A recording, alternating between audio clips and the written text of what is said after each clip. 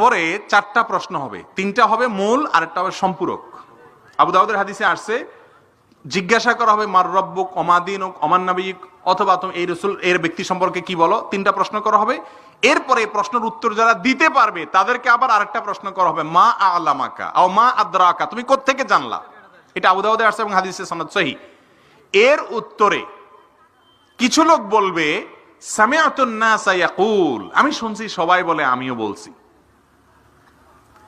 এই কথা বলার সঙ্গে সঙ্গে ফেরেশতারা তার শাস্তি দেয়া শুরু করবে। উত্তর সঠিক দিছে তারপরও মায়ের শুরু, কারণ সে মানুষের কাছ থেকে শুনে শুনে মুসলমান হয়েছে। আরেকজন বলবে কারাআতু কিতাব আল্লাহ, আমি আল্লাহর কিতাব পড়েছি, সেখানে পেয়েছি। সবাই পড়ালেখা জানবে এমন জরুরি না, কিন্তু কোরআন এবং হাদিস ভিত্তিক নলেজ নেওয়ার চেষ্টা করেছে, ওই ব্যক্তিকে মুক্তি দেওয়া হবে।